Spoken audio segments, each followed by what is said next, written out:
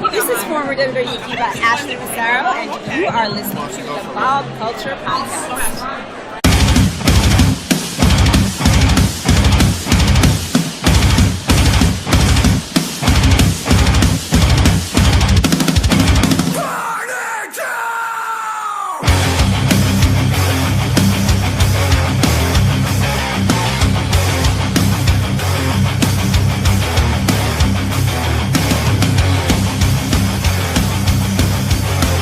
Boom! All right, ladies and gentlemen, welcome back to a very special Wrestlemania edition of the Bob Culture Podcast. Real quick, got to thank Ashley Massaro for the nice little intro. We saw her at the HorrorCon last week. It was fantastic, so thank you, Ashley, for that. Always good to talk to you. And right now, you guys are listening to my good friends Liz and Breeze, their cover of The Second Coming. That's Seth Rollins' theme going on right now. Check them out on iTunes, Spotify. Guys, as always, thank you for letting me use your tunage.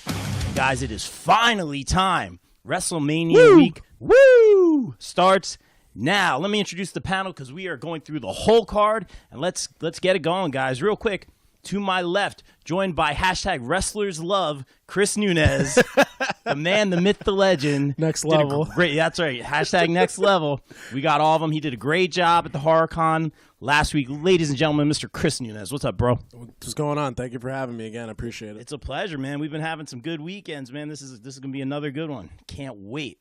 All right. And then, of course, on the line, we have, and you got to plug the Twitter, too, the Anti-Smark, Mr. Matt Widdis. What's up, Matt? How are you, bro?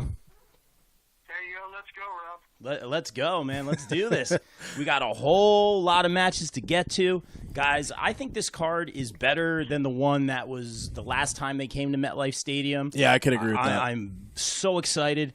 There's a lot of big-time matches in which hopefully I would like to see a lot of these face characters win titles. I think there's a lot of opportunity for some major heel turns.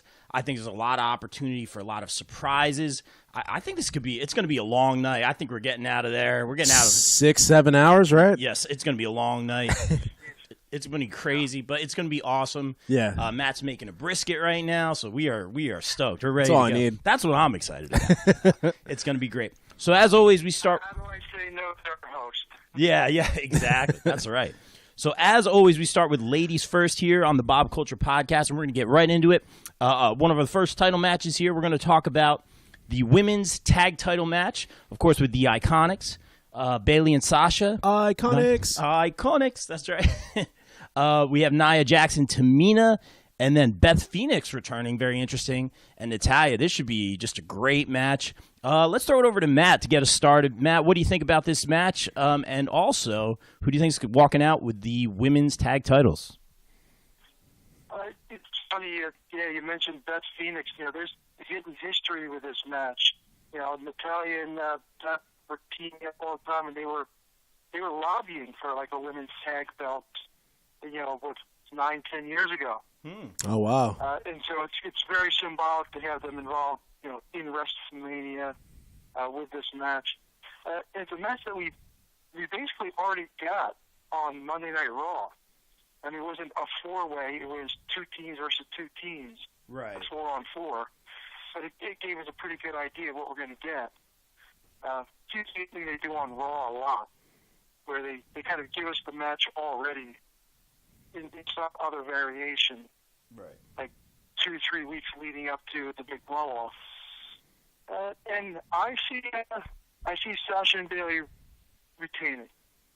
Yeah. I don't think the Iconics are there yet. Nia and Tamina, maybe they are going to go with that. Maybe they want the spectacle of the big bruiser tag team, walking off at WrestleMania. And Beth is retired. Maybe she's going to have one last run just to, again, that's symbolic history. Yeah. But Interesting. Sasha and Bayley do the job. Yes, I think that's not doing the job. They're doing their job. Yeah, exactly. I think that's safe bet, Matt. Nunez, what do you think about this one? I'm gonna piggyback off of what Matt said. I'm thinking this WrestleMania, a lot of faces are gonna win. I think we're gonna see. I think we're gonna see a lot of faces win. I don't see them taking the belts off of Sasha and Bayley just yet. I have a big soft spot for the Iconics, but like Matt said, I don't think they're there yet. It would be cool to see Beth Phoenix go on one last run, but I think Sasha and Bayley are going to retain. Yeah, I think that's a safe bet, guys. I'm going to go kind of a curveball already on this one. I actually am going to go with the Iconics. I agree. I would love that. Yeah, I agree that they're not there yet. As far as especially like their resume so far on the main roster, especially. I think the idea here is we don't expect it. Which would be great. The idea is that these tag titles are going to bounce around from Raw to SmackDown to hopefully NXT. That's the fun of it, and that's what I like also about Sasha and Bayley possibly retaining. They're like, we're going to defend this everywhere, so that kind of makes sense. I don't want to get into it too much. Obviously, there's been this prevailing theory about the end of the night at this WrestleMania involving a lot of the horsewomen. I think that theory and I think that's a great way to end the night, hypothetically. With things that have happened in the past couple of weeks, it doesn't look like it can exactly shake out that way. So I was going to pick Sasha and Bayley, but I just think there's these prevailing theories that people have, and it's just become so on the forefront. A lot of podcasts are talking about it. A lot of news sites are talking about this possible grand finale kind of ending, end of the night standing ovation type thing. We'll talk about that in a little bit. I'm kind of dancing around it here. But I think just so many people are talking about it. I don't see it happening now. And I would prefer that to happen. I think that's a great way to end the night. But I got to go Iconics. I think it's going to bounce to SmackDown. I think this is going to be one of the more heel wins. One of the, I don't think we're going to see too many heel wins in this one. So we got to even it out a little bit. So I'll go Iconics. Kind of a curveball. And the way I see it, I mean, why not? Why not give it to the Iconics? Yeah. Do something different. They are a built-in tag team. They're one of the few that are out there. Everybody else they kind of put together or create a reason for them to be together. They walked in literally hand in hand. Exactly, yeah. Really well said. Yeah, totally. And then, of course, always opens up, we've been talking about this for over a year, since before last year's WrestleMania, Sasha and Bayley feud. Obviously, we don't know where that's going to go concerning like all the four horsewomen anything, which will probably play into some of this WrestleMania stuff. We'll see, though. But, we always look at it at all angles here. Real quick, moving on, guys.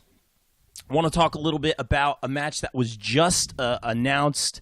I believe it's official now. It's going to be the Raw Tag Team Titles match, kind of hometown hero-esque. Zack Ryder and Kurt Hawkins versus The Revival. I'll keep it short and sweet. I thought there was going to be a multiple tag team match for the Raw titles, and obviously that's for the SmackDown titles. And I'm so stoked for the SmackDown match.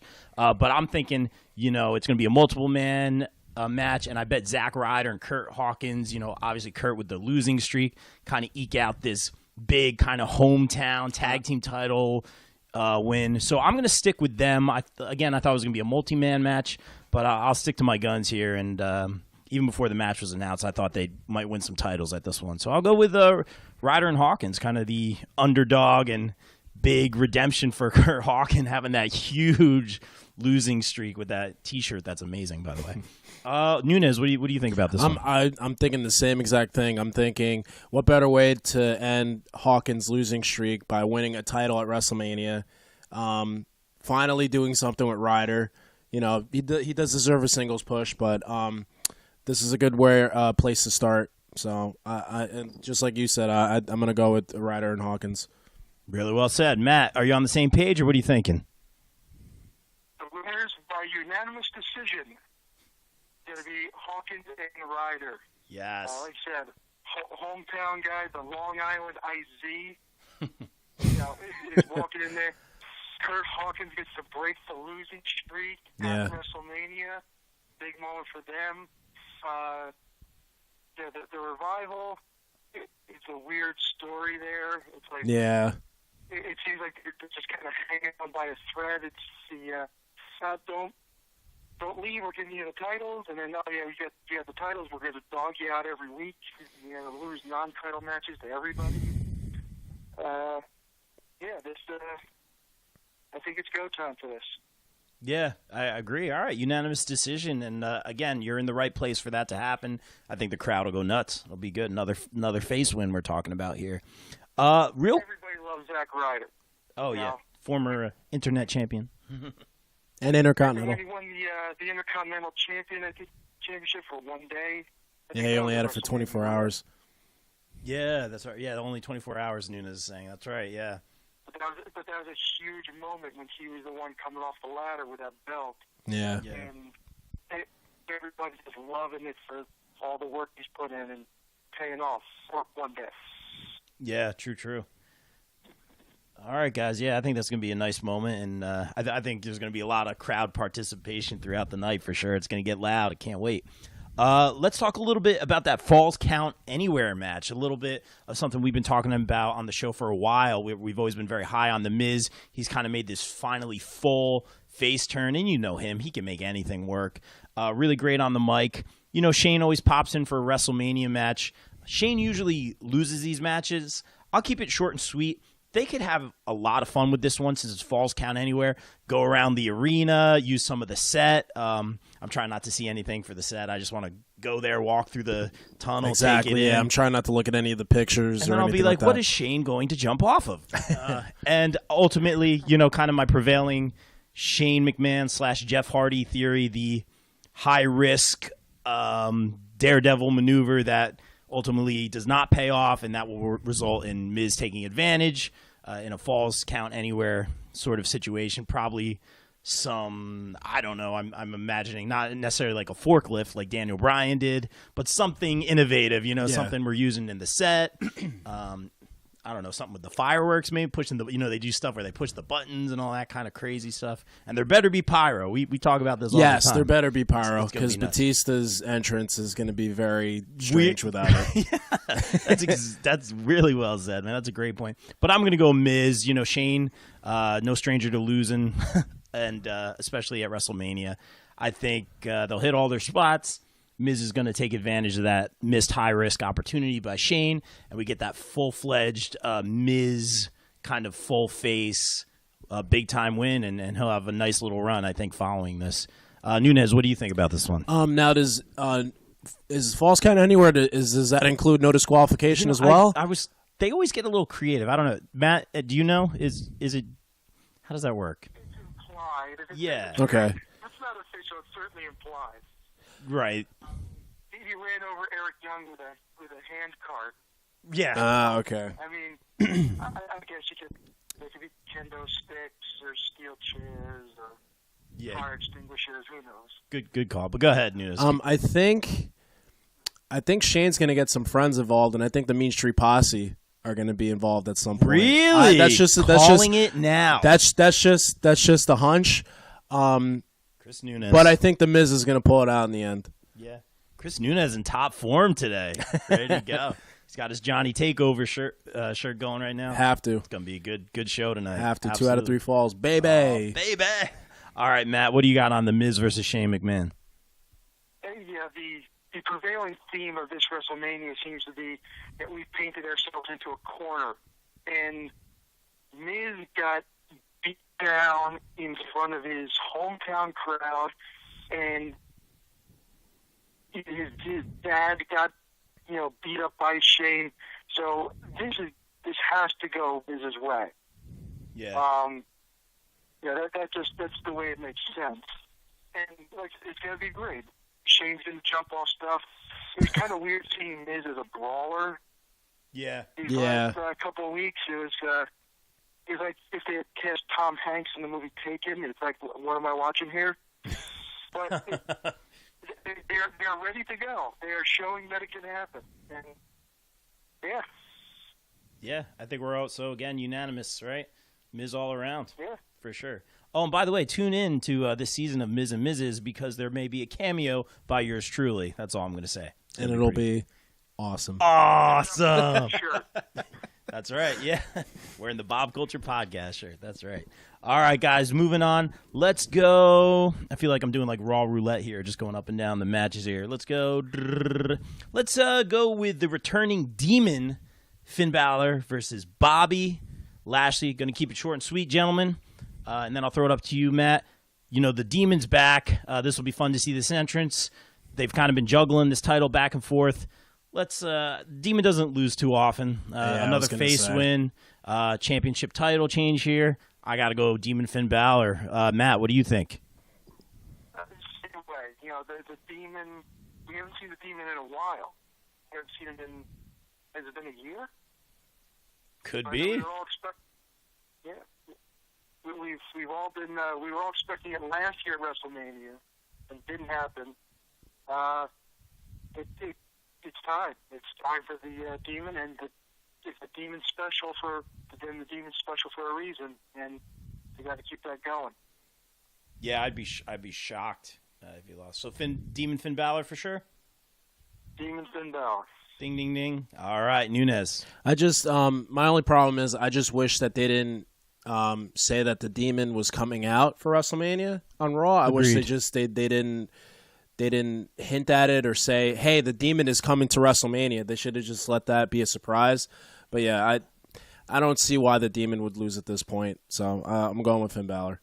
Good, yeah, really good point. And this is actually a nice segue. I like what you're saying, Chris. Like, why announce it, suck the fun out of it? We come to WrestleMania, we want to see some returns and some surprises. Obviously, the Demon isn't necessarily a return, but I'm all about the surprises. Yeah, it's going to be great. But let's kind of talk about this a little bit. Like, and again, just spitballing here with some theories. Maybe there's going to be some other surprises, so they'll kind of unveil some of these things. Like, I'm really just thinking here. We have that Elias musical performance. Mm-hmm. Here's the real question. All right, the real question on this one is, sorry, my phone's blowing up. The real question here is, who is going to interrupt Elias? I kept hearing the honky tonk man since he's getting inducted. I like that. So that would be a natural thing. Yeah. We have heard about Joan Jett doing Ronda Rousey's entrance, so it could be a Joan Jett. Yeah. I'm thinking honky tonk man though. I like it. That's interesting. Matt, do you have any theories on? I mean, honestly, I don't think they're going to be crunched for time here. I don't think Elias is going to be playing too much. No. Who's going to come out and interrupt Elias, Matt? Yeah, I could certainly see. We could see Honky, greatest Intercontinental Champion of all time. Yeah, agreed. But Joan Jett makes a lot of sense. I didn't even think of that. I like that. And yeah, good call. It's always possible, but they don't have matches. Cena or Taker are always an option. They come out for 1 minute, drop them, and leave. Yeah. But again, if they were all that available, I'd imagine they'd find some way to put them in there. But, yeah. And we haven't heard anything about Undertaker. You said Cena or Taker. We haven't heard anything about Undertaker. Man, he's got. Obviously we know there's some politics going on with other organizations, but man, he's got. It's WrestleMania, man. I feel like the Undertaker has to be there, right? Do we think he's going to be there? And I think this would be the spot for him. This would be, yeah. I don't know. I guess they're not telling us. Which is better. Which is better. I hope we hear that gong, and this would be the spot for it. Let's kind of move on here. I have some ideas. We're still talking kind of surprises and things we think might happen. Let's talk about, obviously, Matt, we'll throw this to you first. Kurt Angle's farewell match, and that's kind of cool. We get to be there for that. Yeah, that is actually really special. Fans not happy about this versus Baron Corbin. Matt, I'm gonna, being a Baron Corbin guy, I'll let you take the lead on this one. What do you think about this match? What do you think's gonna happen? And who's getting the win? Yeah, I just broke this down for our WrestleMania prediction article on Pop Break. Nice. And yeah, there was all these options. Cena's first match on SmackDown was Kurt. He could be the one to send Kurt off. AJ Styles, Samoa Joe had lots of great matches with him in TNA. Really great matches. And they announced Baron Corbin. And people just lost it at that point. Yeah. Which was kind of a good thing. We'd be working this more than ever, the blurring of fantasy and reality right now. Fans hate Baron Corbin. Let's make them hate him some more. Yeah. They hate him for legitimate reasons, not so legitimate reasons. They hate him for storyline. They hate him in real life. But this is a 1 year long storyline. Who is Kurt Angle? Who's been his nemesis over for the past year or two, ever since he came back? Makes sense. It's Corbin, with the whole GM Baron thing. Corbin. Yep. And, we all remember 2 years ago when Roman Reigns sent Undertaker off into the sunset, but not really, and people just weren't having it. Yeah. But I see this going a little differently. Kurt is much more mobile than Undertaker was at that time. Undertaker needed the hip replacement. They made that to a 23-minute match, but it probably half the distance of that was probably a lot more feasible for both those guys. Yeah. And Kurt is, the younger, physically able guy at this point. He's also the bigger, stronger guy who can kind of take care of him and get him through this. We might see Kurt pull out some tricks that we haven't seen in a long time for this last Raw. Yeah. But I see that he's been calling a lot of face wins. This one's not going that way. This is going to be Baron Corbin. Yeah. And he's gonna milk it for the next 6 months to a year. I'm the guy who beat Kurt Angle, sent him on his way, and I'll do it to somebody else next. Interesting. And you're okay with that, Matt. You're okay with that outcome.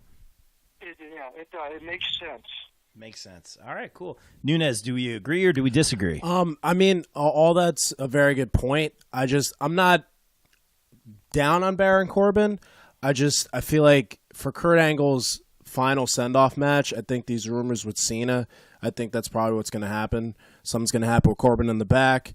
Cena's going to come out and take his place. And I think Cena will actually probably, like he did last year with The Undertaker, I think he's going to do the job for Kurt Angle. Oh, really? Yeah, I think Cena will do that. I mean, normally when it's your last match, like with Stone Cold and The Rock, Stone Cold lost. Usually in your last match, you do the job. But I think in this case, I think Cena will do the job for Angle if that's what they go with. If they decide not to go with that, I do see Corbin going over. It's not going to be a popular decision, but, Yeah, wow, really well said. I like what both you guys are saying. There's kind of like that asterisk in this match. If it's just going to be Kurt Angle versus Baron Corbin one-on-one, I agree with both you guys. It's kind of I don't want to say like a rite of passage, but it's like a tradition. You're going to put the younger guy over the guy who's coming up. It's part of the business, and that's something I totally respect and I get. And you're right, fans will be upset. I will be one of them. It's not going to be a popular decision. But I get it. I totally get it, and moving forward, it would be the right call, and that's if I was Kurt Angle, I would do the same thing. I get it. Not paying your dues, but just kind of passing the torch in a way. Mm-hmm. I totally get that. Now, talking about the asterisks, I totally see this being the match.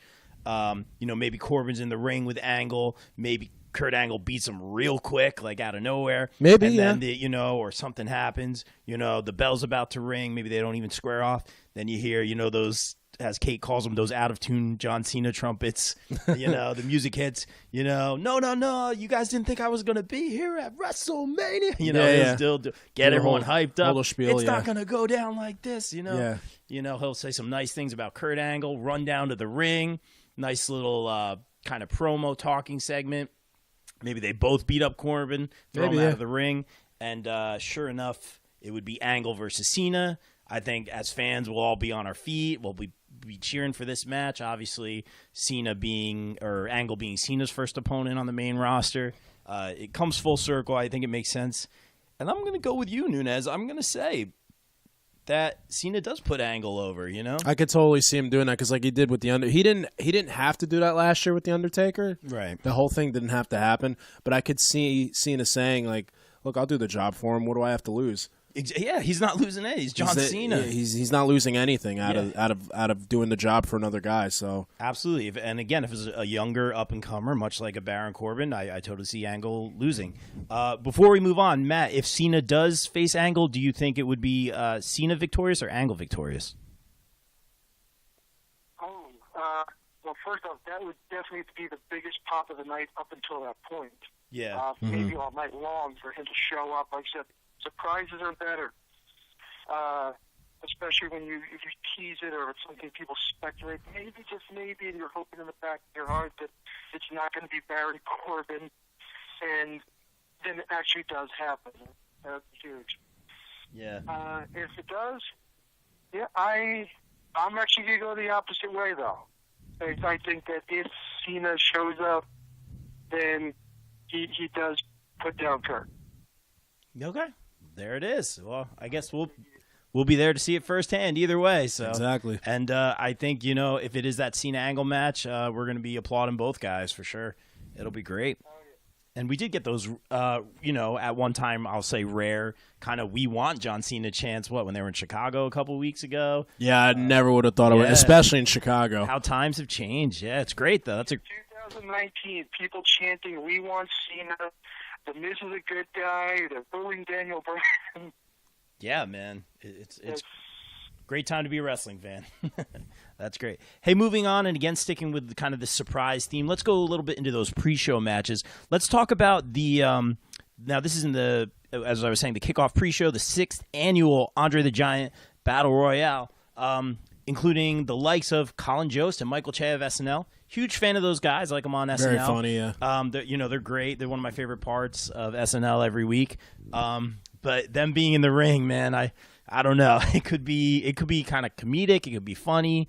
But, of course, we have Braun Strowman, Andrade, Apollo Crews, Titus O'Neil, Tyler Breeze, Jinder Mahal, No Way Jose, Bobby Roode, Chad Gable, Kalisto, Grand Metalik, Lince Dorado, and probably the Hardys, Tucker, Otis, EC3, Victor Connor, Rhino, Heath Slater, Bo Dallas, Curtis Axel, Shelton Benjamin, Ali, not Muhammad Ali, Luke Gallows, Carl Anderson, and a partridge in a pear tree. All right, so man, so many winners. I believe Matt Hardy won it last time. Yeah, he won it last year. The meaning of this, Matt, I gotta give you props on this one. The trophy you said that you think might be filled with chocolate. That was great. I think it is. That's a legitimate argument. Like that, hollow, Palmer brand chocolate. I mean, it's an Easter. It does. Easter is coming up, so yeah, there it is. Yeah, but in all seriousness, like, what does winning this battle royale mean? Like, I guess it's good on your resume. It's just like, I don't know. We have Cesaro and Corbin, Matt Hardy. It's interesting. I don't want to say disrespect anybody or say it's a consolation prize or anything like that. But at the same time, it's a great way to get everyone on the card and involved. So hopefully we'll see some surprises. I'm just gonna go looking at the names real quick. Man, I hope they don't let like a Che or a Jost win, anything like that. I think they're going to cost Strowman in some capacity and some more of a comedic aspect. I don't want Braun to win necessarily because he's won a lot of these battle royals. I don't think he needs it. He needs something bigger than this for sure. So I think they cost him in some aspect. I'm going to go with Andrade on this one. Or Andrade Cien or Almas, whatever you want to say. I just think it's a solid pick and kind of a little bit of that, like we keep saying, what exactly does this win mean? But a little bit of that faith in him or, something like that.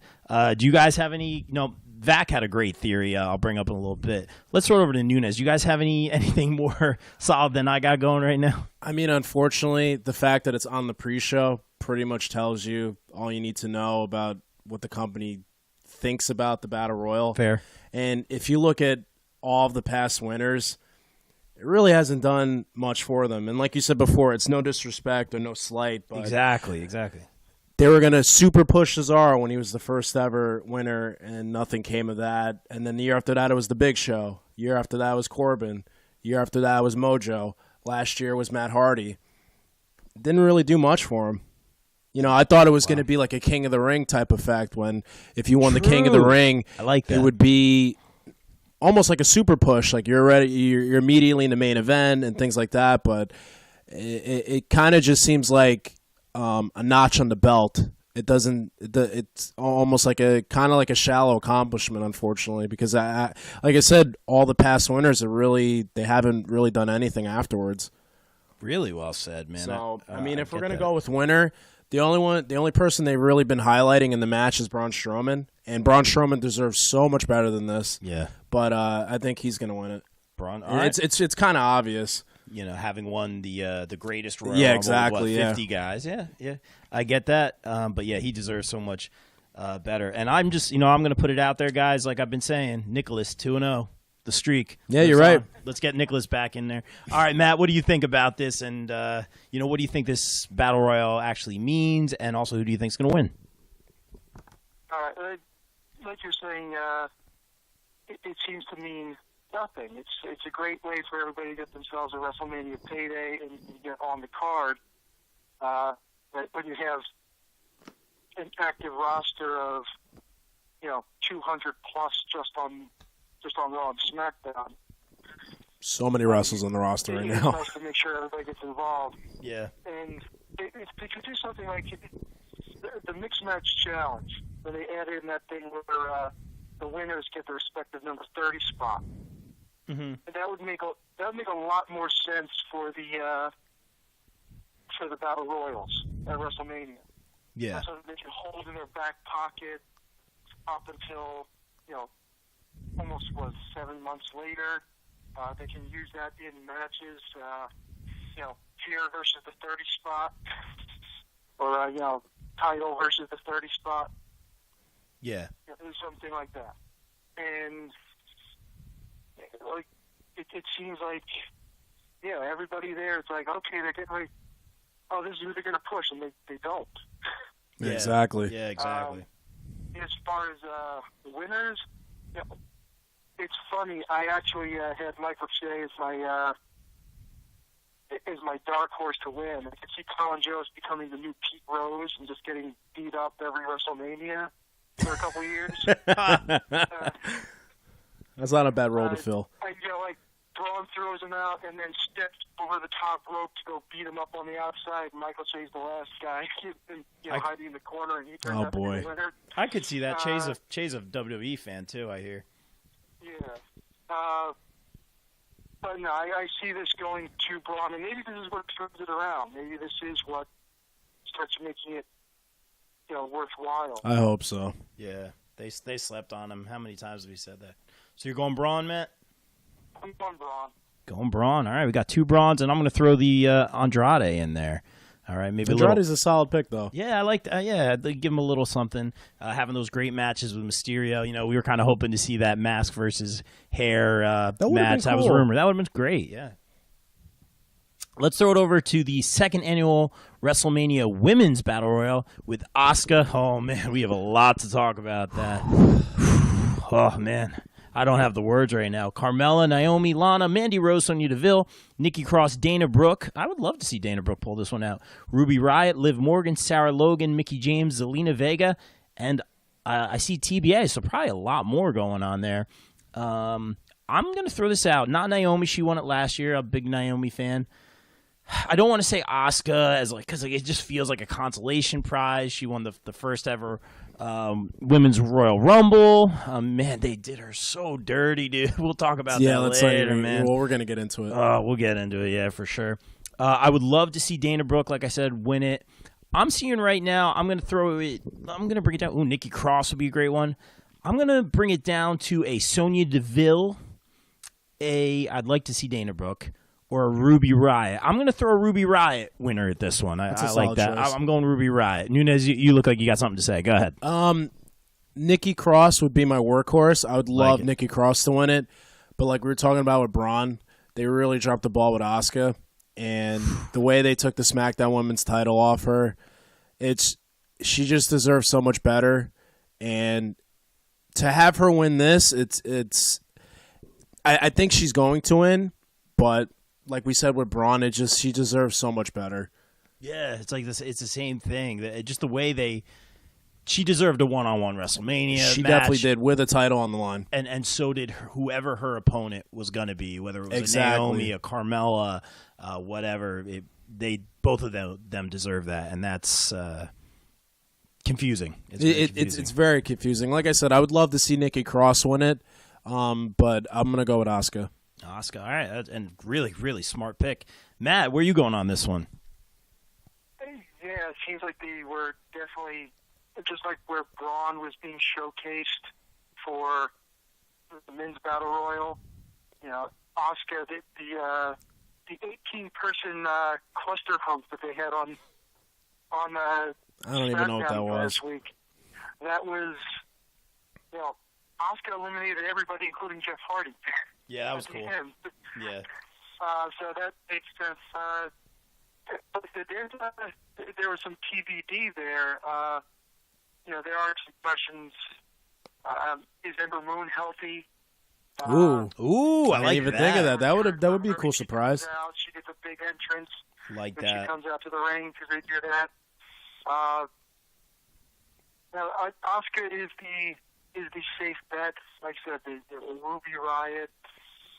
It seems like she was ready to start getting into that upper tier and cooled off on her a little bit. Yeah. But yeah, that's the neat way of trying to say, hey, Asuka is still relevant. She's still a badass. She lost the title. It happens. Don't get in her way, even if you are the charismatic Enigma. Yeah, that's right. All right. Got it. So I'll go on Asuka. Another name also to throw in there, Lacey Evans. Dude, oh my gosh. Yeah, that thought occurred to me like 2.5 weeks ago, and I completely forgot. She's not announced for this. I like that, Nunez. I like that a lot. You could see her walking down and then running into the ring. Yeah, exactly. That's a good call. Nunez is on his game today, as always. Let's finish up the pre-show stuff real quick, guys. We're moving right along. I'm liking this pace here. Buddy Murphy, of course, versus Tony Nese. I didn't see Tony Nese being the guy. I thought it might be like a Gulak, making it to this match. I'm not a huge Tony Nese guy. I know Vac is. Oh, and real quick, I know I'm jumping all over the place. Vac had predicted, and you can check it out on the popbreak.com, Bray Wyatt winning the Andre the Giant Battle Royal coming back. So another kind of surprise. That'll be fun to see. That's a solid choice, too. He also had like kind of an interesting theory where he would form a new Wyatt family with the likes of Sanity. Sanity that could get involved. Yes, in the they need to be involved. That would be a great move on their part. I did like that. But anyway, I'm not a huge Tony Nese guy. I hear that he's a very hard worker, though. I hear he has like a good backstage presence. So for all the right reasons, they're giving him a little push. I've been sticking with Buddy Murphy on every podcast. I'm just gonna stick with Buddy Murphy, Mr. Alexa Bliss, on this one. Matt, what do you think about this one? Like you said, his fiance is hosting WrestleMania. And if that's not a reason that they might be a little sympathetic towards making sure he wins. Right now, Buddy Murphy has held the title for, I think it's 177 days. I forget what it is right now. Wow. 3 more weeks, and he will eclipse the standing cruiserweight title record that was held by Neville, a.k.a. AEW signee Pac. Yeah, you're right. And this is right, yeah. If there's things they like to do, it's making sure that other people don't have their record. Yeah. Pettiness level's very high. That's another one there. Tony Nese, I always liked him. When we see these, I watch a lot of 205 Live just due to time constraints, even though they're fantastic on there. We get those 3-on-3s during Raw. Yeah. When they first brought in the cruiserweight division. And, Tony Nese being, the muscle of 205 Live, the premier athlete. Yeah. And really, great pantomime, great facial expressions. Reminds me of Damien Sandow in that respect. I see that. And Okay. it was always there to be the platform for other people to jump off of. And I think that's he's going to be the platform to elevate Buddy Murphy at WrestleMania. Wow, really, really well said. That was an in-depth look at this one. Really, really great job, Matt. Nunez, what do you think? I'm going to go with Buddy Murphy.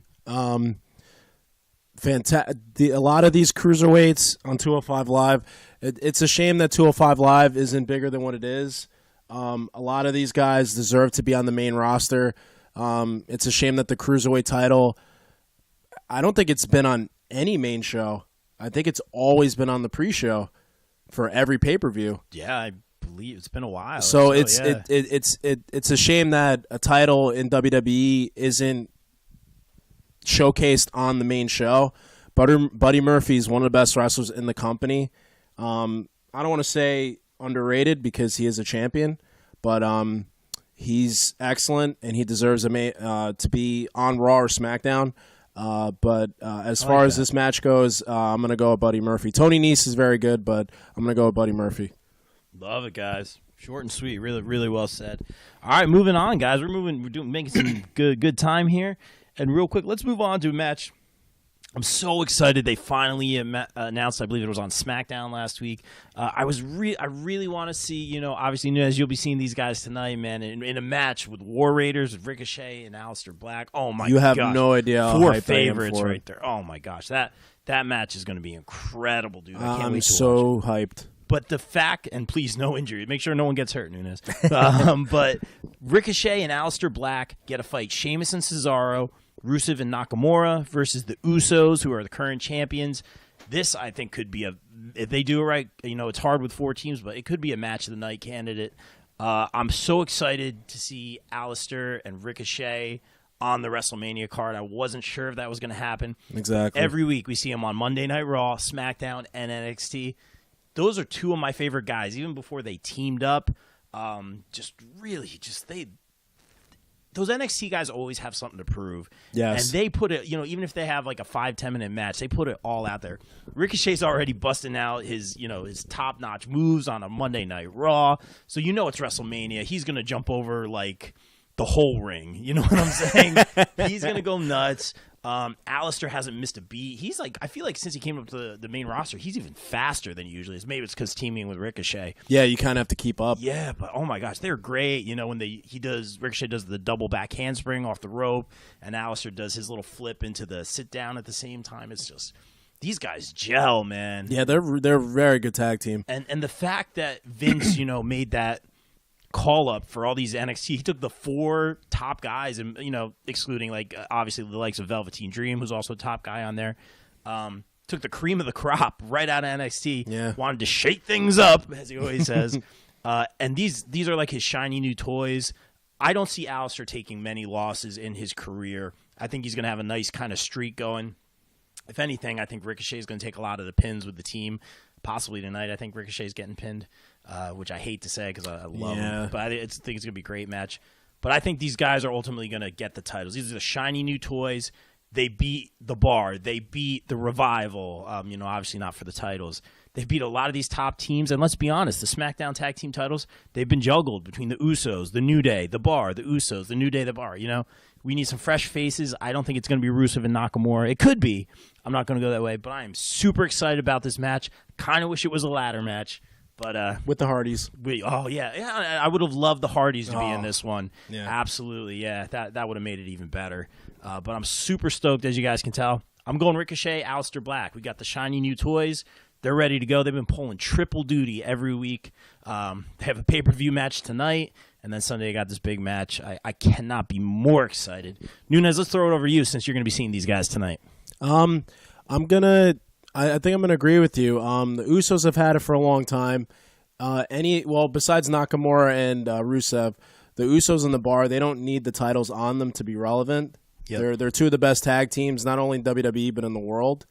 Nice. I think Ricochet and Aleister Black are better as singles, and I think eventually Aleister Black is going to be the heel and turn on Ricochet. I don't think it's going to happen now. The kick to the face, bam! Oh yeah, I can completely see that. Love it. I think they're gonna go with Ricochet and Aleister Black. Now I wouldn't be surprised if they put on Nakamura and Rusev, because it's one of those things where it's like, why not? Why not do that? But I see them putting on Ricochet and Aleister Black. Yeah, and like you're saying, they're so good as singles competitors. I have Ricochet and Gargano as my match of the year right now. Yeah. Last year, my match of the year pick was Aleister versus Gargano. Again, my God, that was so good. All those guys are fantastic. Permanent chip on their shoulder. Oh, yeah, and always just something to prove, and they want it, and they're hungry, and they show it. But the fact that Ricochet and Black just gel together, these singles competitors, and they... they just kind of, I don't even know why they put them together, but it's me neither. It's awesome. Very random. I affectionately call them the Air Devils. That's a good one. Yeah, I like that one. They need a cool name like that. But I totally, I'm excited to see them back doing singles stuff. So I see them winning the titles, and like you said, Nunez, maybe they lose the titles one day. Kind of like I've been wanting Bobby Roode to do to Chad Gable's lame out. Oh my goodness. But I see Aleister Black just kind of frustrated, put heads down. Ricochet kind of turns around real quick. And you know how Alistair just spins around and hits that kick. Black Boom. Mass over. Black Mass. Like I said, I see him having a nice streak, and I don't see Alistair getting pinned too much. I'm so excited about this one. Matt, what do you think? It's funny you guys keep talking about Alistair Black turning on them and kicking Ricochet down the road. Brutus the Barber Beefcake just got into the Hall of Fame. They're going to give a barbershop window out there at WrestleMania, make it sooner than later. Yes, that's right. Ooh.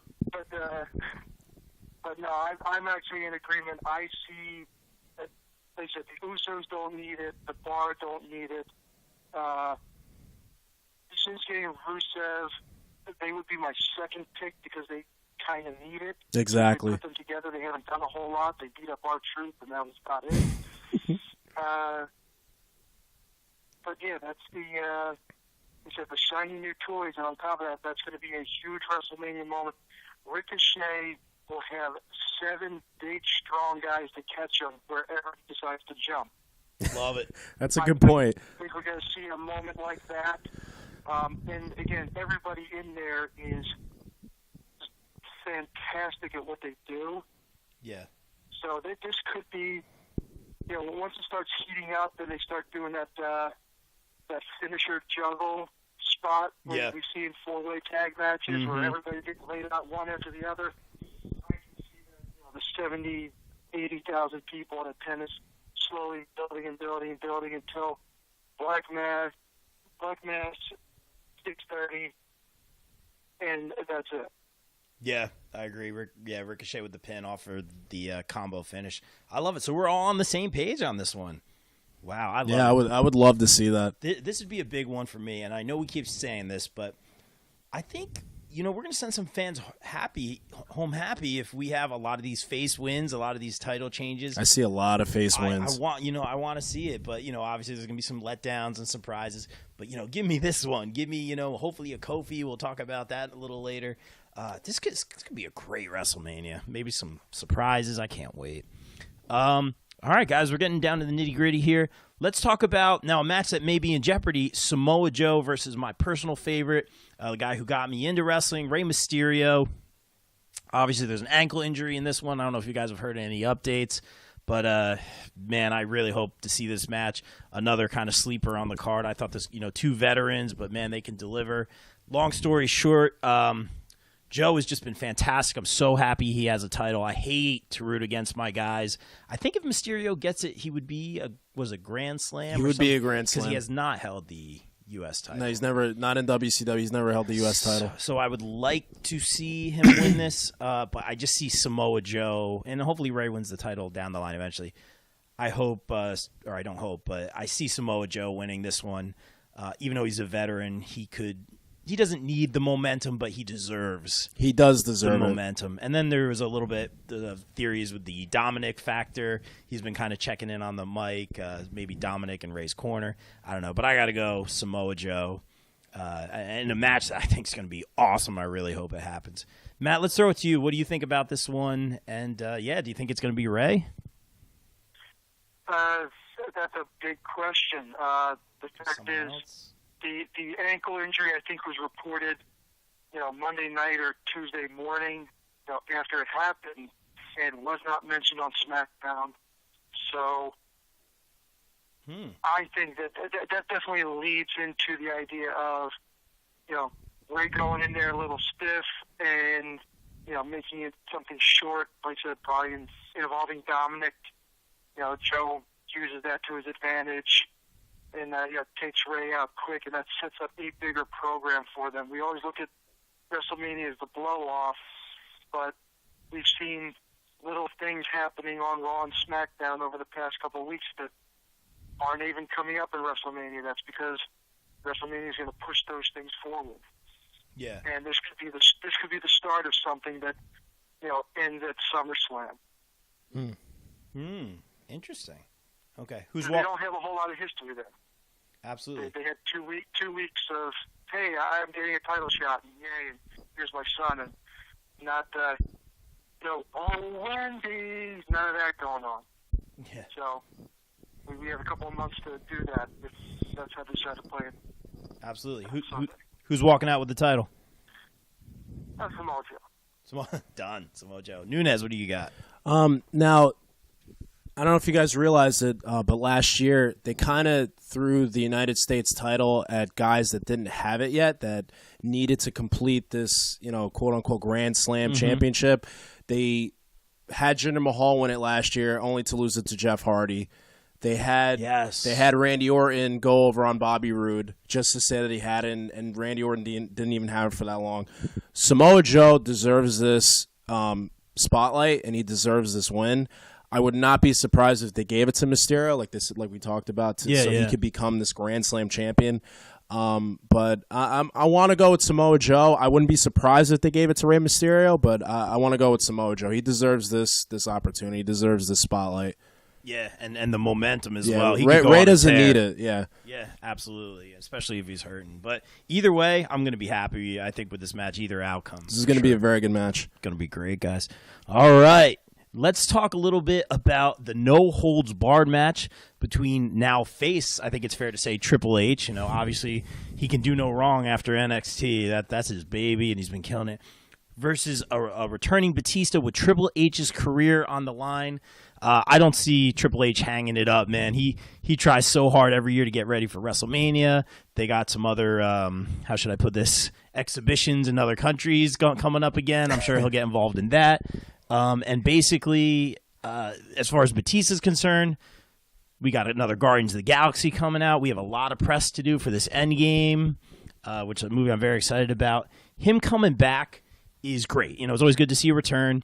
It was funny because I guess on Raw this week they're in Washington, D.C., and the fans are all about, cheering him in his hometown, but he's high-fiving the kids, and he blows a kiss to the crowd, little less heelish than he had been. Obviously it's his hometown. I thought that was very interesting, though. He really embraced it. So I'm just going to go Triple H. I don't see him hanging it up. I see Batista just kind of doing this WrestleMania, Triple H had done an interview on Michael Kay yesterday, and he was saying, these guys who are in Hollywood, they love coming back because there's nothing else like it. You have the instant feedback from the fans. You get the goosebumps, exactly. and they miss it. So I think Batista's back, one night only kind of thing before he hits the road, and maybe he'll be back again down the line. But I got to go Triple H on this one. Nunez, what do you think?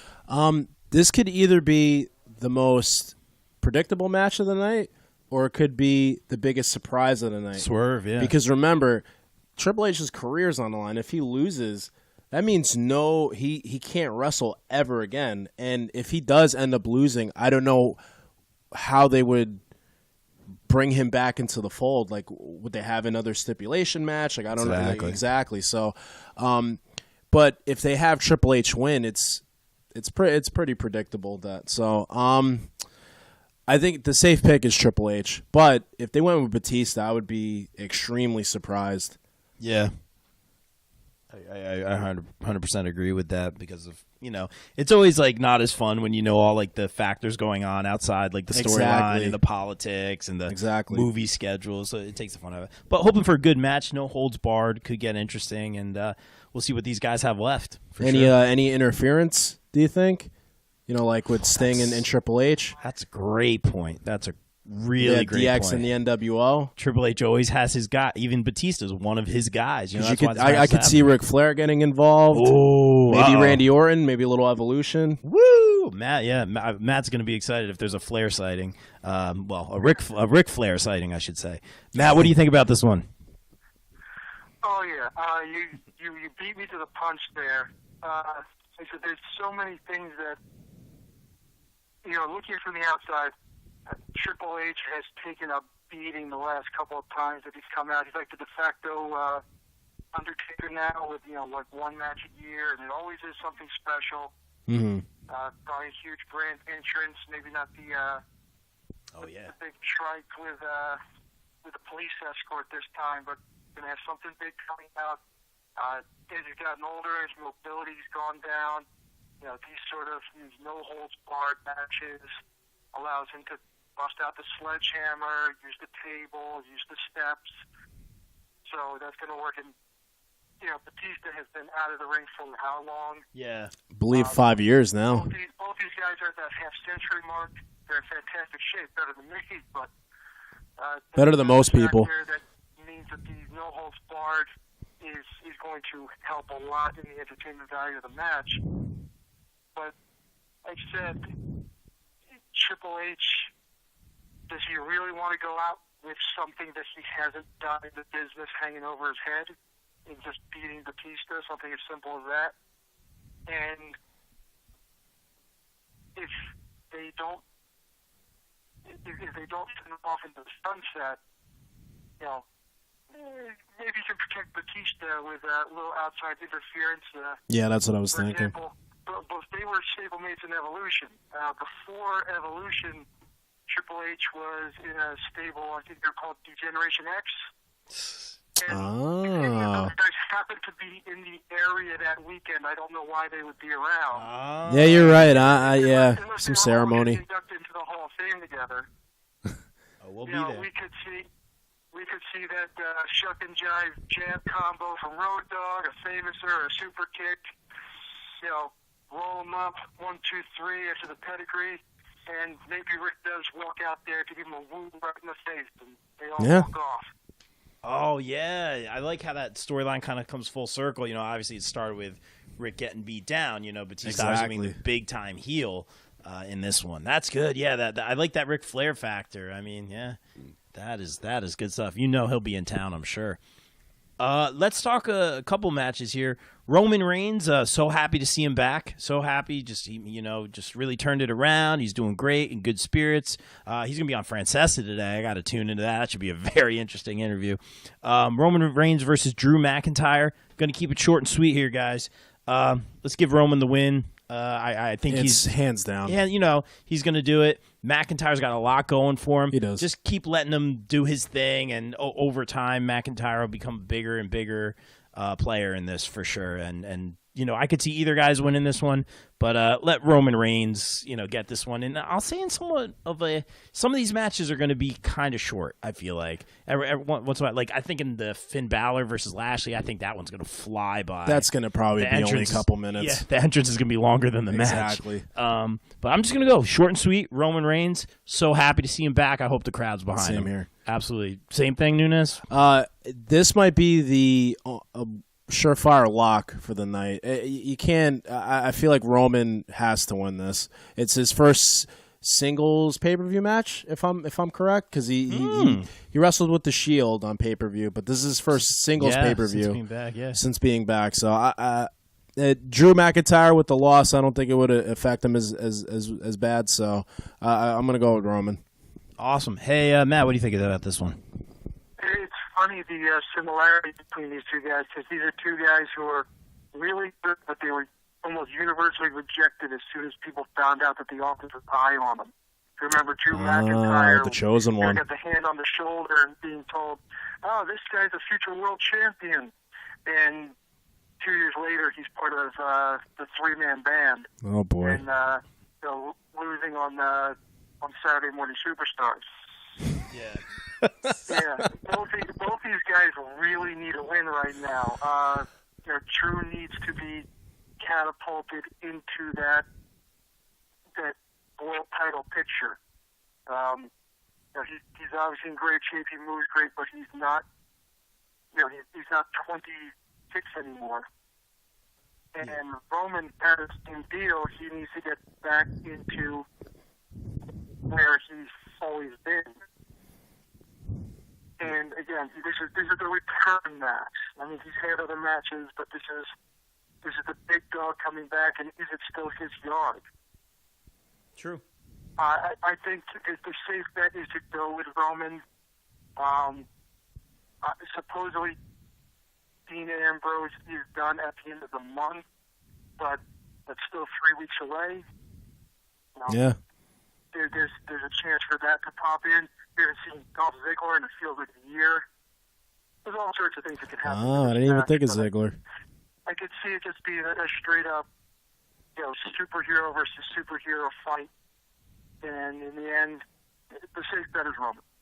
Yeah, I agree. And I do like that Ambrose factor you're bringing up, Ziggler as well. But Ambrose may come into play in some other matches at WrestleMania. So I think we'll see what happens. You know, these Shield guys are always connected one way or another. So very interesting. Good stuff, guys. I like what we're saying. Hopefully Roman pulls it out here. All right, let's talk about, this is one I wrote about for the popbreak.com in our, match prediction series. AJ Styles, who's always phenomenal, versus Randy Orton. Kind of really quick build to this one, kind of thrown together. Very good build, though. Yeah, they made it happen. Basically, their little showdown on SmackDown was fun. You learned one move. I thought that was great. And let's be honest, this one's going to be a bunch of fake out RKOs out of nowhere. AJ has the phenomenal forearm. He's got a springboard 450. He's got that spinal tap, whatever that move is. We got the Styles Clash. But like stuff where, Orton can hit the RKO while he's midair. So there's going to be a lot of fake outs. They had done it once, a month ago. He went for the phenomenal forearm and then he kind of stopped himself on the apron, and Orton was locked and loaded for the RKO. So I think there's going to be a lot of fake outs. I think eventually what's going to happen is Orton is going to connect with an RKO, not where we think. It's not going to be off a phenomenal forearm. It's going to be off the corner or a different kind of springboard or to the outside. Yeah, maybe something crazier to the outside, something like that. Ooh, okay. But I think that initial RKO is going to, or that first RKO that actually does connect, I think Styles is actually going to kick out of. I was just about to say, I think Styles is going to kick out of an RKO. Yeah, exactly. And I think it's going to be clever, whatever the RKO is. I think AJ is going to dust off some old tricks for this one. He's going to go all out. It's going to be a great match. I hope they give it some time. At the same time, Orton has that slow, methodical pace. That's where you kind of lose people like me a little bit. But the mix of styles could, no pun intended, could really work out in this one. I see Styles getting the win. Orton doesn't need it. Orton has been on the grand stage having big wins over and over and over again so many times. He's on more of a reduced schedule. I just see Styles kind of getting it and getting a little momentum going again.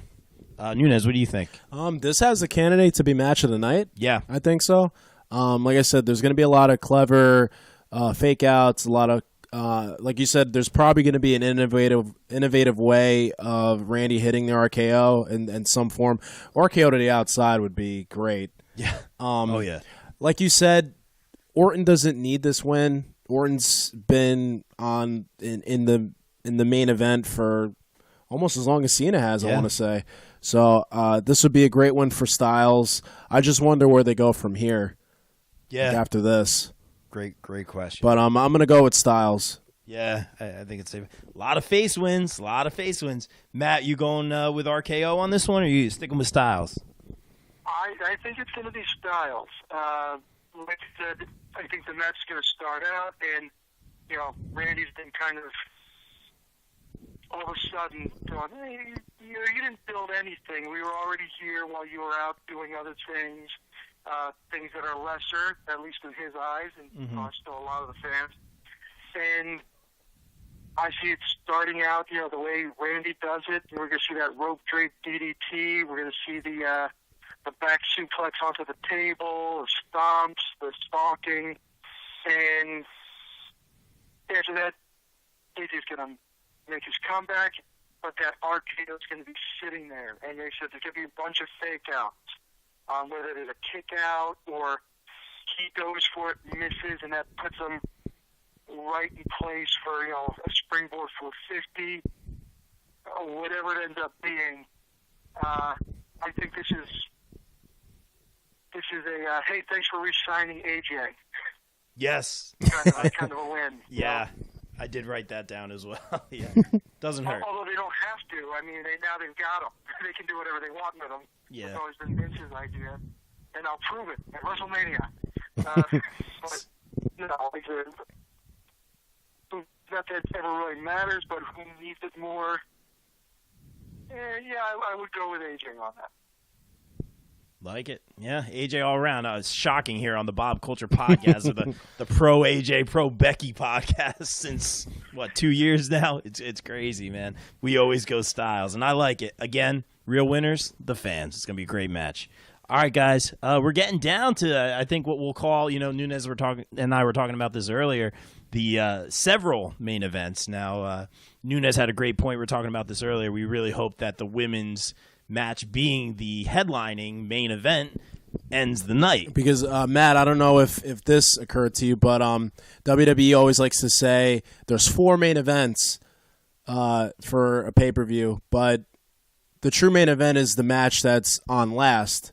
And my main worry is in all the promos, they've been saying that we're going to have the first ever women's main event at WrestleMania, but they haven't said that that's going to be the last match on the card. And that's worrying me very, very much, because that's not going to be a good reaction if especially it's no slight to Lesnar or Rollins, but if that ends up ending the night and not Becky, Charlotte, and Ronda, that's not going to be a good reaction. 100% agree. 100% agree. Like I said, this is the WrestleMania painting ourselves into a corner. It's like the immaculate reception with the Pittsburgh Steelers was technically an illegal play. Are you going to call it? I'm not going to call it. So it's not like it's a crowded block on Philly, but I'm not going to love the fan reaction if they go that way. Oh yeah, yeah, and we'll be there. So we'll have some opinions, I'm sure. So we will definitely end this particular podcast with that match, the women's triple threat, which I've been excited about since I've been saying since November, December. I always say it writes itself. So I'm excited to see how this story ends for sure. Let's talk about a match that I've been excited about for a while now, and that is Kofi Kingston versus Daniel Bryan for the WWE Burlap Sack Championship. Very well deserved. Yeah, Kofi. very, very, very, very Kofi Mania. Kofi Mania, guys. It's going to be great. I'm so excited for this one, but I have been going back and forth all week on my pick on this Same one. here. I couldn't go with a final answer. Obviously, I have to deliver one, so I'm going to go with the heart. I'm going with the heart on this one. It's not a bad choice. I'm going to be with my friends. Just a big moment. I've always been a huge Kofi fan since the ECW, when they brought back ECW. Yeah. Just always good. His Royal Rumble spots. We could go on. Everything he's done with the New Day. Those guys obviously deserve a ton of credit as well. I'm so excited. We said this several times on the podcast. Daniel Bryan has been a guy who is not afraid to get pinned as a champion. He's always, in my mind, I feel like he's trying to help people out. He's trying to give people his moment. Bryan had his Mania moment. One of the biggest ever, by the way. For sure, yeah. I think ultimately, no matter which way this match goes, I think the story goes to it being the end of the New Day. Whether it being a heel turn, whether it be a betrayal, whether it be amicable, or everyone gets along. I see that being the end result. That being said, I've been going back and forth on this one. I'm gonna go with. I'm gonna go. That's the question. I think long term. I'm not necessarily saying it's. I think that's the ultimate story here. Is it's the end of the New Day, and they've done everything. I think it's time. Hopefully, it's not too ugly. But let Kofi have this moment. I've thought about it over and over and over. I think it's the right choice, especially if we're disappointed in some other matches. Let Kofi have this. Let's get rid of that title, first of all. He deserves to be a great moment. A couple of my friends that I'll be sitting with, you guys included, have been big Kofi fans. I just want that moment, man. I want to go nuts. I want him to deserve it. That being said, there's a lot of outside factors. There's the Eric Rowan factor. There's the, we have the New Day, obviously. Everyone's at ringside involved. So it's either the New Day are going to kind of help Kofi or get Rowan out of the picture. There's going to be a lot of stuff going on outside of the ropes, I think. And I think it's going to be an interesting back and forth, edge of your seat kind of match. I think it's going to be really exciting. A lot of close calls. Let Kofi have this. I said at Elimination Chamber, he's in a 6-man match. Let Kofi have it. Let's do it. I can see it going either way. I'm going with the heart on this one. I'm going Kofi. Nunez, what do you got? Now, like we were talking about with the New Day, I could see them betraying. I don't know if it's going to happen on Sunday. That would be a big shock. Yeah. But after this opportunity, I don't know how many more opportunities Kofi's going to get. So like you said, I feel like Why not let him have it? It would be probably the most feel-good moment of the night, even more so than whatever happens in the main event. I feel like he's worked so hard. Not that any other wrestler hasn't, but I've been a Kofi fan since ECW, since he debuted. The momentum's on his side. It feels right. It feels like the right time to give him the belt, even if he doesn't have a long run with it.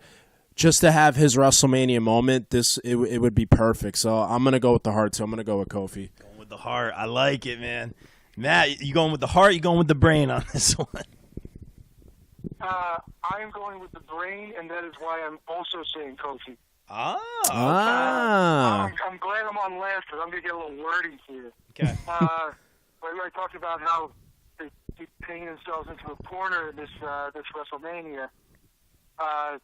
This is talking about something that took on a life of its own. Kofi. We found out that this is the only thing he needs left for a Grand Slam because when he was a single, he had the he's won every other belt. Continental Championship a couple times. He had the U.S. Championship. They say 11 years. His time in the New Day certainly wasn't wasted. We often talk about how tag team wrestling doesn't get its due. No. They were arguably the biggest act in the company at one point, the three of them. Yeah. But when Mustafa Ali got hurt, and who are we plugging in? Well, who do we have that's not doing anything, and who can kind of fill that role of a flyer, an athletic guy like Mustafa Ali? They grabbed Kofi, and that gauntlet match that got him, right before. It was less than a week before Elimination Chamber when we found out that he was going to be in it. And he had that gauntlet match that blew everybody away. Like I said, it took on a life of its own. It snowballed, and everybody's behind. The fans are behind it. The boys are behind it. And if I may, 11 months before SummerSlam, when Becky turned and she became the man, and everybody was in on it. If you had asked people the previous year's SummerSlam around that time, who's not in the women's title picture that you think should? You're going to get a lot of Beckys. Yeah. Yeah. If you ask people like 2 or 3 names, you're going to get 90% going to have Becky on that list probably. Exactly. 11 days before Elimination Chamber. If you ask somebody for 1 or 2 or 3 names, who's not in that world title picture that should be? Mm-hmm. You're not getting a whole lot of Kofis. No, you're not. I understand what you're saying. You're getting Rusev and Cesaro and Nakamura. And Bobby Roode. These guys that people think are a bit underappreciated because Kofi was the star. He was one of the bigger acts in the company, just not for that world title picture. But now that he is in this spot, like I say, never let a crisis go to waste. And Mustafa Ali getting his bell wrong has allowed for this huge movement. They're selling Kofi Mania T-shirts. They had some. They pulled Vince McMahon himself out to say, I don't think you're championship material. And had some ambiguous promos about what that meant. At least how the New Day saw it, how fans saw it, how the character of Vince McMahon saw it, which has been debated ever since. I think that they gotta give it to Kofi at this point. Yeah. I mean, if they don't, a quote-unquote heel turn for the entire New Day, which I don't see happening because with everything that's going on, and if Kofi's getting screwed or getting beat out straight, then who wouldn't be sympathetic to that for being angry with everything he had to go through? Yeah. So I see Kofi winning this. Like it, yeah. Kofi's all around, and like I said, I've been going back and forth on this. I could see the end of the night being, Kofi loses, and the New Day hold him up. We give him a standing ovation. I could totally see that happening, but I don't want that. No, man. I don't want that at with all. The heart, man. Let's do this. We've come this far. We've rode the roller coaster. Let's get to the finish line here. One of my worries, though, is it's like what they've been doing with Braun Strowman, or even what they did last year at WrestleMania, where you thought that Roman Reigns was going to win the belt, swerve, and then they swerved it. You thought Braun Strowman was on such a big high, and they didn't do anything with it. Bayley and Sasha Banks, they were on a high, and they didn't do anything with it. I'm just worried that I just hope that this doesn't turn into wasted momentum, because like I said before, it's the perfect moment for them to capitalize on it. It doesn't matter how long Kofi has the run with. It's that one moment at WrestleMania, him holding the belt like Shawn Michaels at WrestleMania 12 on his knees, probably getting emotional. Oh yeah. I feel like they have to pull the trigger. If they don't do it now, when? Yeah. When will they? If they ever? I agree. I think the key word is emotion. There's so many things you could do with this, whether it be a betrayal, whether it be him winning the belt, and then a betrayal after that. Yes, you could do that. There's so much emotion in this match. I think they're really gonna play with us a little bit. You know what they should do? Go ahead, Matt. Yeah, I'm sorry. Like Nunez is saying, so much emotion, a lot of different emotions, so many ways you can go with it. To make it memorable, you can achieve the boyhood dream and have Shawn Michaels on his knees, but would Rocky have been as good a movie if Rocky won? You're right. I get what you're saying. You're right. Nunez being a big-time Rocky. You're absolutely right. Easily see the entire place on their feet chanting "Thank you, Kofi," as the New Day carry him off after getting his ankle snapped, or all the submissions that That's true. Daniels and Daniel Bryan knows. So that could easily also be. It's not what we normally think of as a WrestleMania moment, but that would be pretty memorable. But also too, remember he did lose at Elimination Chamber already. That's true, yeah. So if you're gonna have the big positive emotional moment, it would be WrestleMania. I love it, man. And just to be with you guys and experience that, and just to be a good feeling, It would be a great feeling. Whatever else happens in the night will be a little matter. less painful. And again, a lot of room for heel turns here. You know what they should do just to throw us off? Have Eric Rowan turn on Daniel Bryan. No one will see that coming. Or have Luke Harper come back. Luke Harper, there you go. Yeah, stuff like that. Even the odds a little bit. Yeah, exactly. Like all right, who knows? But hey, guys, let's hope it's Kofi Mania all out. I hope so. Can't wait. Hey, this one I'm going to actually keep it short and sweet, guys. Talking about Seth Rollins versus Brock Lesnar for the Universal title match. I've said this over and over again in my writing and on the podcast. Seth Rollins has carried Raw. Even when it was a dumpster fire at one point, Rollins really just put it on his back. He put it on his shoulders. He deserves this opportunity. He deserved to win the Royal Rumble, like I've been saying. He deserves this belt. He deserves to win this match. This belt has been held hostage, as he's put it. It's been out of sight, out of mind. How many It's times in parts unknown. Yeah, right? Seriously, parts unknown. We need this belt back on the show. For every reason, it needs to be relevant. This belt needs to be relevant, and Seth Rollins is the guy. It's a no-brainer. Make this happen.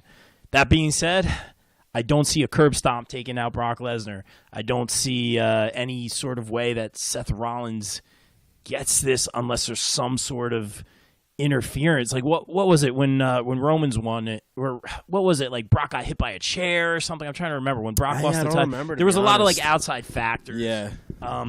This being said, I want to see Rollins pull out all the stops and go nuts. For something in me tells me this is going to be a much shorter match than you would expect. I feel like it's going to be too. He finds the suplexes and then the quick domination. But I want to see Rollins pull out all the stops. I want some time on this one. I hope Lesnar puts in the work on this one. I hope both guys get time. But, man, we talked about Ambrose, maybe even Roman Reigns, something happening, obviously. I could see them interfering. Yeah, Rollins reigned on Reigns Parade that one year at Mania. There's just so many factors in this one. I just don't see a curb stomp being the vehicle that takes out Brock Lesnar. Multiple on a chair, even though it's obviously not a no DQ match. A couple F5s though. I could totally see a curb stomp countered into an F5. Oh, I would like a la the RKO on point. Today. I could completely see that, which would be so insane. I want to be wrong about this as a fan in attendance, but I think Brock Lesnar's getting the win for all the wrong reasons. Nunez, what do you think? It seems like when WWE wants to troll you, it seems like Brock Lesnar is the one that they troll with. Yeah.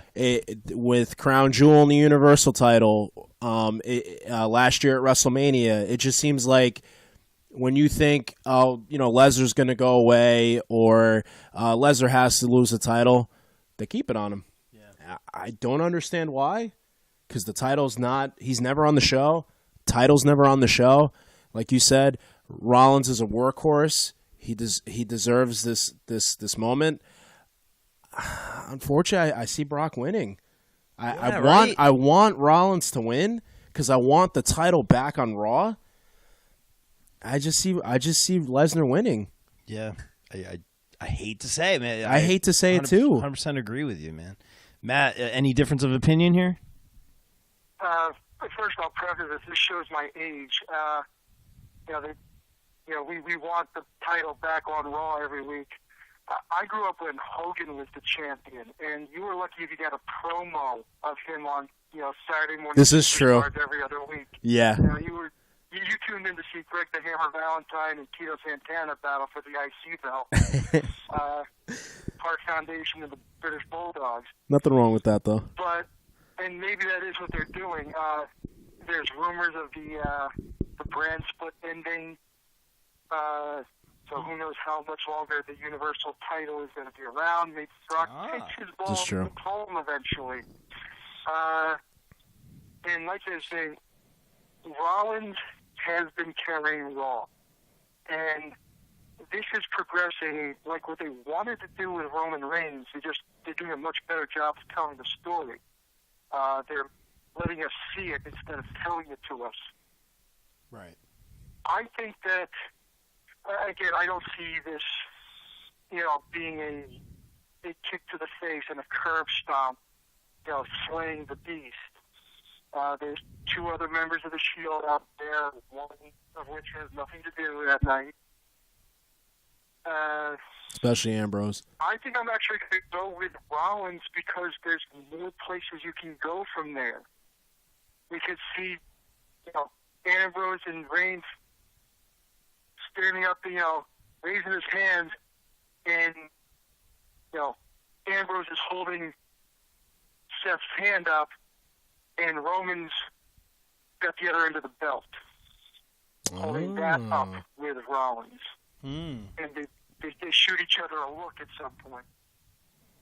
That's interesting. I like that. Yeah, I could totally see that because eventually Roman's going to be in the title picture. Like I said, Rollins was a spoiler for Reigns that one year. For recent events, I easily could have seen them going that route and have him come in, hit the ass with Reigns on Rollins on the outside, walk off, and the next night on Raw, why Roman? Why? You know why. That would have been great to go with, and maybe you'll see a version of that down the line. Interesting, really good. Like we said earlier in the show, a lot of room for some heel turns. Yeah, there's a lot of room for that. It's going to be great. So going Rollins, Matt. Final answer. I'm going Rollins. Like it. Final answer. It would be great, if they gave I us what hope. it's not to say I want Lesnar to win. Totally. I hope Rollins wins. I just don't see a world like where we from WWE. I don't see a world where we get the Kofi win, the Becky win, and the Rollins. Like I don't see it happening, and that would be great. It would be fantastic because those are rooting for. It'd be great. But let's get to it, guys. The main event and what should hopefully be the last match of the night. Got to be, guys. I'm so excited to see Joan Jett for the first time playing Ronda out. It'll be my second time. Boo and cheer at the same time. How do I cheer for Joan Jett, but boo Ronda Rousey at the same time. I'll be cheering for Ronda. Yeah, I got you. I don't want to be too hard on Ronda because she'll knock me out for sure. Yeah. But lately with all the stuff she's been doing to troll people, those memes, oh my gosh, made my life. Those were so funny, man.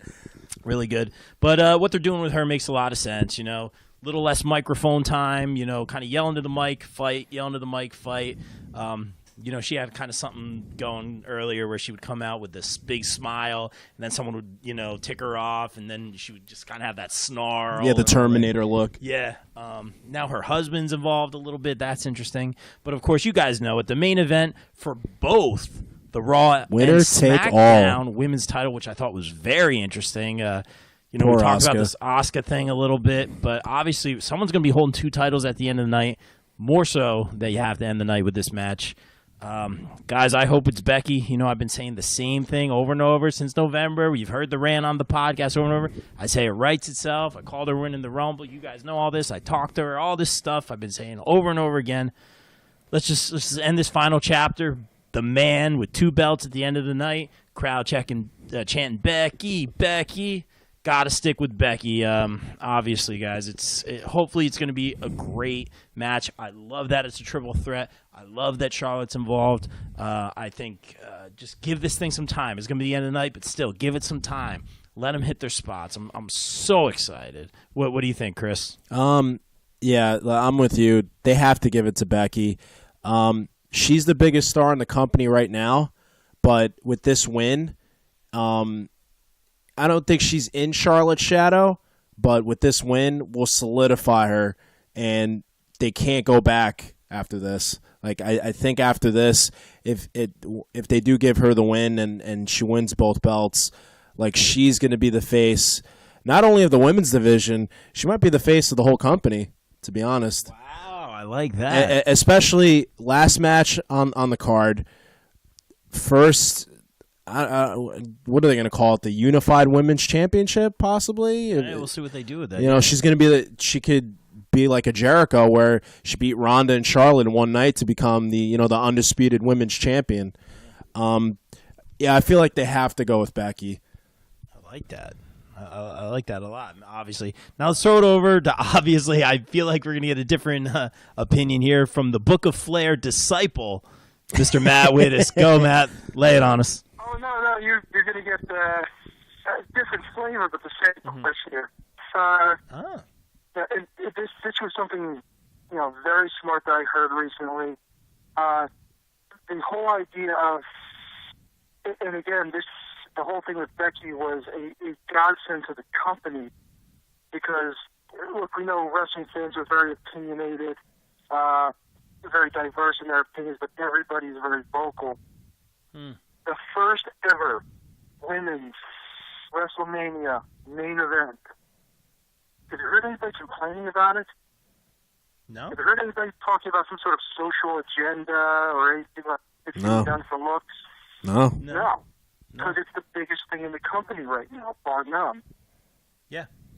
Last year's WrestleMania, Charlotte and Asuka had what was arguably the match of the night. I would say it was the match of the night. Yeah, and Ronda Rousey, surprised everybody. She had a very good debut, and she was, with the exception of the teasers just showing up for Sunday night, the biggest crossover household name that they've had in a very long time. If you look at it, because she's more prominent, more in the media and everything than Brock Lesnar, because she had that 14-15 fight win streak in the UFC. They were on a collision course. They knew that they wanted Ronda Rousey and Charlotte in the main event, or to try and get them there.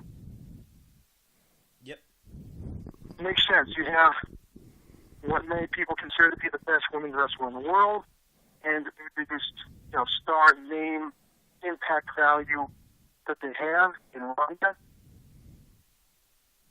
And then, the little red-haired girl came along and captured the hearts of America and the world. It just enhanced it. it just added that much to it. And,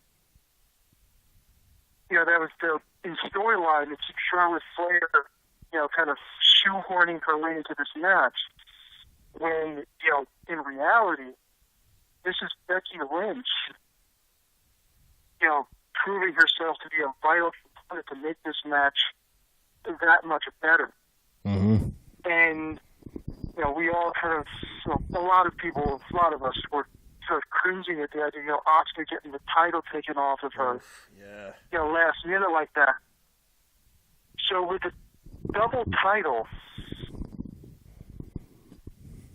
that would allow Becky Lynch to beat a champion, Charlotte Flair, not beat a non-champion Charlotte Flair, thus protecting Ronda Rousey in a triple threat match.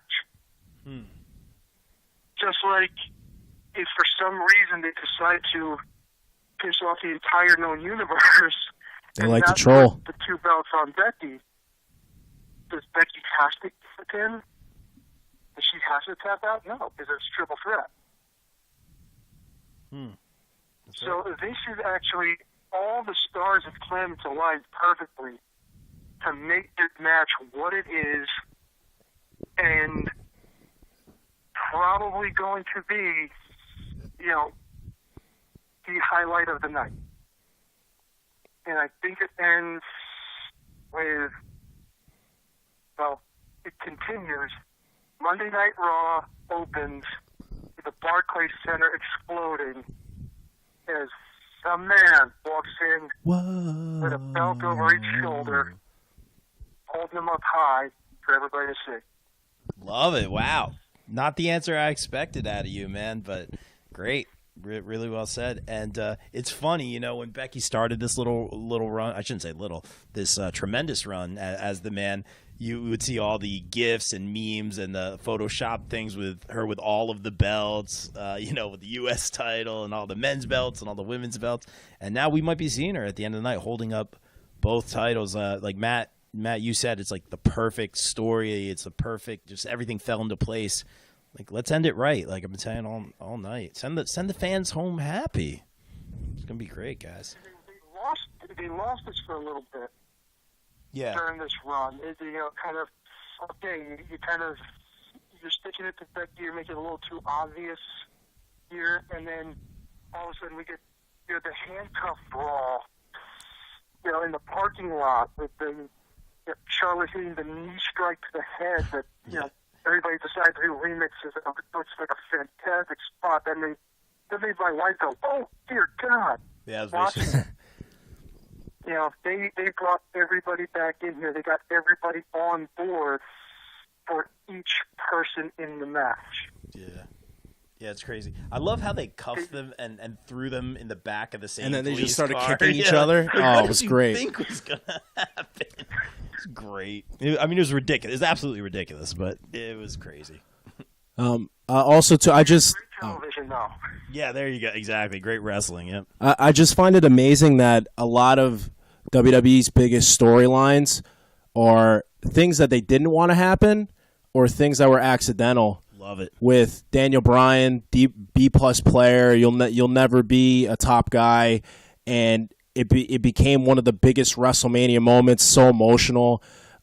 This whole run with Becky, like you said, they had this predetermined already that it was going to be Charlotte and Ronda for this year's WrestleMania, and here comes Becky Lynch, somebody who I don't know if they didn't want her in the main event, but she put herself in the main event. Heck yeah, and it's something that it just amazes me how they catch lightning in a bottle and it's not even planned. It just happens, whether it's by accident or just perfect timing. It just amazes me how things happen. And the fans getting involved. Yes, the chance is a big part, especially with Kofi as well. I was just gonna say things like that with Kofi. Yeah, dude, absolutely. We had interviewed Summer Rae last summer, and she had said to us, she's like, they listen to Twitter, they listen to the fans, social media, and a lot of people are like, they don't listen to us, da da da. But this wouldn't be happening, if they, I'm not saying they always listen to the fans, but like you said, all these guys are on the rise. Like that's what makes this WrestleMania exciting. That's how the whole women's revolution happened. Yeah, that's If right. it wasn't for them listening to social media, it wouldn't have happened. At all people, the Bellas started that. Right, yeah, it's a lot, dude, lots going on. It's going to be an exciting night. I just hope we all walk away happy. Hopefully the traffic's not too bad trying to get out of the lot. You know, it's going to be crazy. Oh, it's going to be terrible. It's going to be a long day. Going to be a great night, guys. I'm so excited. And we'll be covering Mark out at the Meadowlands WrestleMania morning. It's going to be awesome having some great interviews for you, as always, and covering lots of stuff. A lot of great interviews coming on the popbreak.com. Lots going on. Going to be a long weekend. But guys, it's going to be a fantastic it's weekend. going to be great. Guys, thanks so much for a few minutes.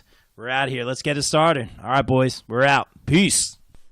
Hey, guys. Thanks for checking out this episode of the Bob Culture Podcast. Don't forget to support the show on patreon.com/Bob Culture Podcast for some great incentives.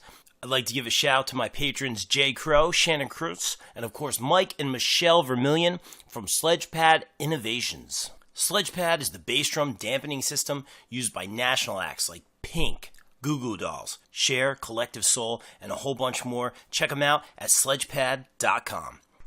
And of course, if you're a fan of the show, please subscribe on YouTube, check us out at podbean.com, and leave me a review at iTunes.